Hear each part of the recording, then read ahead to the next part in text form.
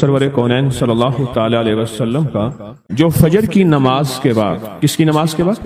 جب فجر کی نماز کے بعد سورۃ یاسین پڑھتا ہے، اللہ پاک جل شانہ فرماتے ہیں کہ جا آج کے سارا دن کی کاموں کی کفایت، تیرے سارے کاموں کی کفایت میرے ذمہ ہے۔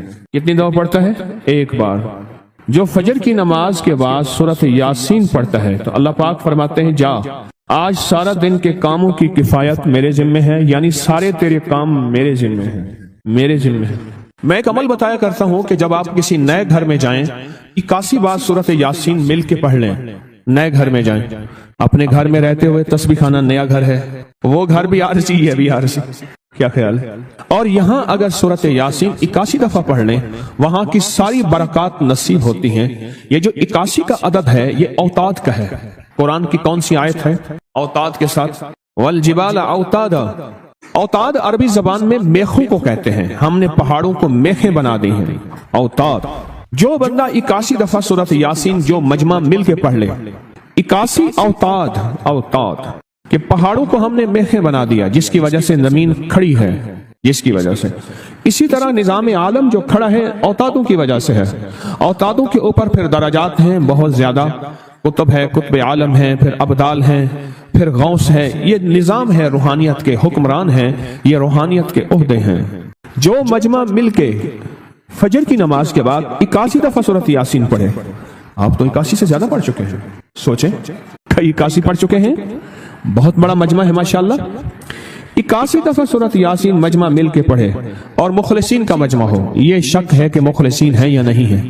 مثلا آپ جائیں اور آپ جا کے کہیں سے بندے اکٹھے کر کے لائیں اور انہیں لاکھ مخلص ہونے کا 1 گھنٹے کا گھوٹا لگائیں اور ان سے بات کریں، پھر بھی شک ہے مخلصین ہیں یا نہیں ہیں۔ اور یہاں الحمدللہ آپ سارے مخلصین بیٹھے ہیں، کہیں الحمدللہ۔ اللہ کے لیے آنے والا مخلص ہے، اللہ کے لیے رہنے والا مخلص ہے، اللہ کے لیے بیٹھنے والا مخلص ہے۔ جب مخلص ہوں اور 81 دفعہ سورۃ یاسین پڑھیں تو فرمایا اللہ جل شانہ اس کی جگہ کے لیے ایک لفظ ہے، رب ادخلنی مدخل صدق واخرجنی مخرج صدق واجعلنی من لدنک سلطانا نصیرا۔ اس کا مفہوم یہ ہے، آیت کا ترجمہ اب میں مفہوم بیان کر رہا ہوں۔ اے میرا مولا، میرا یہاں آنا، ادخلنی مدخل صدق واخرجنی مخرج صدق، میرا رہنا، میرا جانا، میرا آنا، میرا بیٹھنا، اے سخی آقا اس کو ایسے بنا دے جیسے تیری بارگاہ میں کوئی بادشاہ ہوتا ہے، کوئی سلطان ہوتا ہے اور کوئی بڑا ہوتا ہے، اور تو اس کے لیے کیا مسندیں بچھائے گا اپنے خزانے غیب میں، جو تیرے خزانے میں بادشاہ، جنت کا ہر جنتی بادشاہ ہوگا، ہر جنتی بادشاہ ہوگا، اس کے لیے قالین ہوں گے، اس کے لیے نعمتیں ہوں گی، اس کے لیے انعامات ہوں گے، اور اس کے لیے حیرت انگیز برکتیں ہوں گی۔ فرمایا جو 81 دفعہ پڑھے گا اللہ کے خزانوں میں، اس کا شمار بادشاہوں میں ہوگا۔ جو 81 دفعہ سورۃ یاسین پڑھتا ہے اس کی چاہت سے ملتا ہے، ضروری نہیں وہ کہے۔ اس کو گہرائی سے سوچیں، اس کو پھر سوچ کے سوچیں۔ جو 81 دفعہ سورۃ یاسین پڑھتا ہے اس کی کس سے ملتا ہے؟ چاہت سے ملتا ہے۔ وہ جو چاہتا ہے اللہ دے دیتا ہے۔ فجر کی نماز کے بعد 81 دفعہ سورۃ یاسین پڑھنے سے اللہ اس کی چاہت کے مطابق دے دیتا ہے۔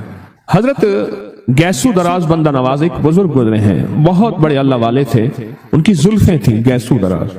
ان کا معمول تھا کہ ان کی خانقاہ میں روزانہ 81 دفعہ سورۃ یاسین پڑھی جاتی تھی اور پھر دعا مانگی جاتی تھی۔ جتنے افراد ہوتے تھے، 81 ہوتے تھے، تھوڑے ہوتے تھے، آپس میں تقسیم کر کے فجر کے بعد سورۃ یاسین پڑھتے تھے اور پڑھنے کے بعد پھر دعا مانگتے تھے، اور ایک بات اللہ سے کہتے تھے کہ اے اللہ ان پڑھنے والوں اور ان پڑھنے والی کی 81 نسلوں کو اے اللہ نہ محتاج بنانا، نہ فقیر بنانا، نہ منگتا بنانا اور نہ اپاہج بنانا۔ اللہ کے اس ولی کی یہ دعا ہوتی تھی۔ اور سورۃ یاسین کتنے دفعہ پڑھی جاتی تھی؟ 81 دفعہ سورۃ یاسین پڑھ کے دعا مانگتے تھے۔ اور قدرت کا نظام دیکھیں، تاریخ بتاتی ہے کہ ان کے اس محفل میں بیٹھنے والے جتنے بھی تھے، جنہوں نے دل کی گہرائیوں سے، سچے جذبے سے، یہ نہیں ہے کہ فجر پڑھ کے سو گئے یا فجر سے پہلے ہی سو گئے، سچے جذبے سے جنہوں نے پڑھا، اللہ پاک نے ان کی نسلوں میں رزق، وسعت، دولت، ایمان، عافیت، بیٹے، نعمتیں، خیریں اور برکتیں عطا کی۔ اللہ نے ان کی نسلوں میں وہ چیزیں عطا کی جنہوں نے فجر کی نماز کے بعد مل بیٹھ کر 81 بار سورۃ یاسین پڑھی۔ کیوں؟ 81 اوتاد ہیں۔ کہ جو شخص یہ چاہتا ہے اللہ میری نسلوں کے لیے رزق کے دروازے کھلے رکھ، رزق روحانی اور رزق جسمانی، اللہ میری نسلوں کے لیے دنیا کی مہنگائیاں، حالات، کرائسس، ناکامیاں اور پتہ نہیں آگے مہنگائیوں کی صورتحال کیا ہوگی، لیکن اللہ مجھ سے اور میری نسلوں سے رزق نہ چھین، تو فرمایا اس شخص کو کہے کہ سورۃ فاتحہ پڑھ، اور سورۃ فاتحہ کو ایک بار پڑھ، اور جب پہنچ ایاک نعبد و ایاک نستعین، اس کو 40 منٹ ایسے وجدان، ایسے درد، ایسی کیفیت کہ کوئی دنیا کا کوئی فرد مجھے یاد نہ رہے سوائے اس کی ذات کریمی کے، اور اس کو دہرا دہرا دہرا دہرا، اس کو دہرا، اور کہا کہ میں نے وہ پڑھنا شروع کر دیا، پڑھنا شروع کر دیا۔ شیخ حامد کوفی کہتے ہیں کہ کوفہ میں ہمارے ہاں ایک رئیس تھا، اور لوگ اس کے در سے کھاتے تھے، اور لوگ اس کے در سے بہت لیتے تھے، اور بہت سخاوت چلتی تھی، اور سنا تھا کہ اس کے والد بھی ایسے رئیس تھے، اور سنا تھا اس کے دادا بھی ایسے رئیس تھے، اور یہ بات سنی تھی کہ اس کے دادا نے کوئی عمل کیا تھا، اور ایسا نہیں، دادا کے بڑوں نے کوئی ایسا عمل کیا تھا جس میں اللہ سے نسلوں کے لیے رزق اور رزق کے خزانے منوائے تھے۔ کتنے لوگ ایسے ہیں، مال دولت چیزیں، ایسے حالات اور گردش میں آئے کہ ناموری سے گمنامی میں چلے گئے۔ مجھے یاد ہے کہ میں ٹاؤن شپ میں ایک بندے سے ملا، یہ بات ہے آج سے کوئی 27-28 سال پہلے، کم و بیش، ایسی چھوٹا سا کمرہ تھا، اور مختصر سی 2-3 کرسیاں، ایک ٹوٹی سی میز، اور کہا کہ میں لاہور میں میرا سکہ چلتا تھا، میرا نام یہ ہے، نام مناسب نہیں، رازداری زندگی کا پہلا حصہ ہے، اور میرا نام یہ ہے، اور میرا اپنا ذاتی جہاز تھا، اور یہ مال تھا، اور یہ چیز تھا، اور آج میرا حال یہ ہے کہ اگر میں دوائی لوں گا تو یہ بندہ پیسے دے گا جو ساتھ کھڑا تھا، میرے پاس دوا کے پیسے نہیں ہیں۔ مجھ سے ہمارے مخلص ہیں، وہ کہنے لگے کہ میرے والد جن کے پاس جاب کرتے تھے، ان کا بہت بڑا کاروبار تھا، انہوں نے اس دور میں 14,000 کی گاڑی لی تھی نئی، اور پھر 16,000 کی گاڑی لی، نئی گاڑی، کتنے کی؟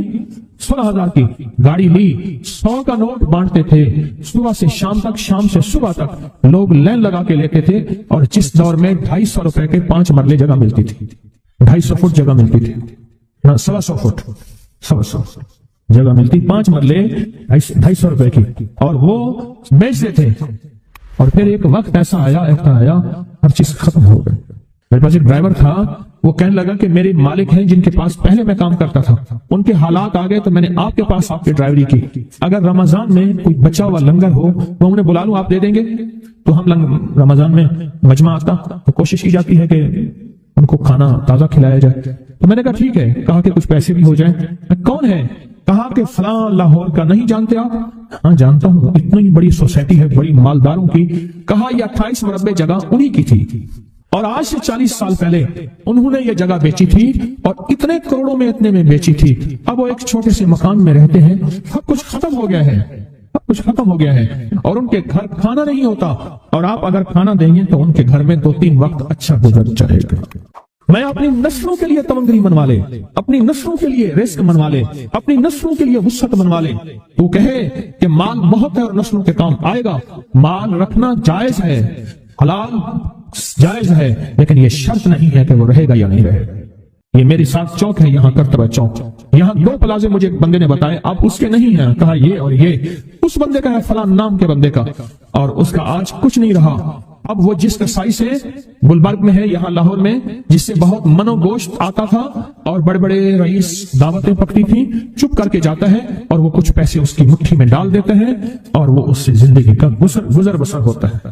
میں یہاں لاہور میں فیروز پور روڈ پہ ایک جگہ گیا تو انہوں نے وہ جگہ پہ کھڑے ہو کے دکھایا، وہ سامنے جو بنگلہ ہے، میں نے کہا وہ تو محل ہے، کہہ رہی ہے اس بندے کا ہے، اب ایک کمرہ اس کو ہم نے دیا ہوا ہے اور وہ بنگلہ، وہ محل، وہاں وہ کھڑکی اس طرف کی بند رکھتا ہے کہ میری نظر اس پہ نہ پڑے، وہ سب کچھ اس سے چھن گیا ہے۔ سنیں، یاد رکھیں، جو اللہ کے خزانوں سے ملتا ہے وہ تیری جیب سے جا نہیں سکتا، وہ دنیا کی جیبوں اور مالوں سے جو ملتا ہے وہ تیری جیب میں رہ نہیں سکتا۔ یہ جو عمل ہے نا، نسلوں کے لیے رزق منوانا، برکت منوانا، نسلوں کے لیے رزق منوانا، نسلوں کے لیے برکت منوانا، یہ جو عمل ہے، بس اب میں نے آپ کو عرض کیا نا کہ آپ پوچھیں کتنے دن کریں گے، میں نے کہا دل خود بولے گا، من خود بولے گا، اندر خود بولے گا۔ میں آپ کو کچھ واقعات سنے ہیں، بڑی بڑی ہستیوں کے واقعات، بڑی بڑی ہستیوں کے واقعات۔ یہ اس میں سعودی عرب مکہ مکرمہ میں ایک جگہ ہے، اس کا نام خالدیہ ہے، سوسائٹی۔ میں وہاں ایک عرب سے ملا، شیخ ابو ترکی اسے کہتے تھے، تو اردو عربی تو مجھے آتی نہیں، بس تھوڑی بہت ایسے شدھ بدھ ہے، تو وہ تھوڑی ہی دیر میں کہتے تھے، ایسے اٹھتے تھے نا، کہتے تھے اللہم ایاک نعبد و ایاک نستعین۔ لیکن ان سے چند ملاقاتیں ہیں، بوڑھے تھے، بابے تھے، کہ ان کے بڑے آئے تھے، اصل میں خلافت عثمانیہ تھی تو ان کے بڑے ترکیے سے آئے تھے، تو پھر مکے میں رہتے رہتے تو وہیں کے ہو گئے۔ ان کا جو خادم تھا وہ اردو بولنے والا تھا اور انڈیا کا تھا، اس سے میرا تعلق تھا۔ تو میں نے اس سے پوچھا، میں نے کہا تیرا جو ہے یہ بابا یہ کیوں پڑھتا ہے؟ یہ پتہ نہیں، مجھے پوچھ کیوں پڑھتا ہے؟ انہوں نے کہا جلالی بابا ہے تو کہے گا مجھ سے۔ میں نے کہا میرا کہے؟ اچھا وہ میرے اشارے دیکھ رہا تھا، تو اس نے ابھی سے پوچھا کیا کہتے ہیں؟ اس نے ڈرتے ڈرتے کہا کہ جی آپ یہ کیوں پڑھتے ہیں؟ تو بڑا خوش ہو گیا، کہنے لگا پہلا بندہ ہے جس نے مجھ سے پوچھا، آج تک کسی نے پوچھا نہیں، پہلا بندہ ہے جس نے مجھے یہ پوچھا ہے۔ کہا جب ہم چھوٹے تھے ہمارے پاس بہت غربت تھی اور تندرستی تھی، تو میرے والد ہمیں بٹھا لیتے تھے اور ہم سورۃ فاتحہ پڑھتے تھے، اور جب پہنچتے تھے نا ایاک نعبد و ایاک نستعین پر، تو پھر اس کو میرے والد کہتے تھے دہراؤ، بہت زیادہ پڑھو، بہت زیادہ پڑھو، بہت زیادہ پڑھو، بہت زیادہ پڑھو۔ کام پڑھتے تھے، بہت زیادہ پڑھتے تھے، بہت زیادہ پڑھتے تھے، اور کہا میرے والد پھر دعا کرتے تھے اور ہم آمین کہتے تھے، اور میرے والد کہتے تھے چلو مبارک ہو، ہمیں جو ہے اللہ پاک وہ فلاں چیزیں، وہ حلاوے، وہ چیزیں کھلائیں گے۔ کہتے ابے کو دیکھتے تھے، ابا جی ہمارے پاس تو پیٹ بھر کے روٹی نہیں ہے، آپ کہتے ہیں اللہ وہ کھلائے گا، وہ کھلائے گا، اور ابا ایسے خوش ہو جاتا تھا۔ کیوں؟ ابے کو یقین تھا کہ سورۃ فاتحہ اس کریم نے قبول کر لی اور میرا کام ہو گیا۔ وَمَن يَتَوَکَّلْ عَلَى اللَّهِ۔ ہاں میرے بندے، میری ذات پہ بھروسہ کر کے دیکھ، میرے قریب آ کے دیکھ، مجھ سے دوستی لگا کے دیکھ تو صحیح، میں کر کے دکھاؤں گا۔ وہ طاقتور چیز ہے جو 7 نسلوں کو کھلاتی بھی ہے، پلاتی بھی ہے، سکون کی نیند سلاتی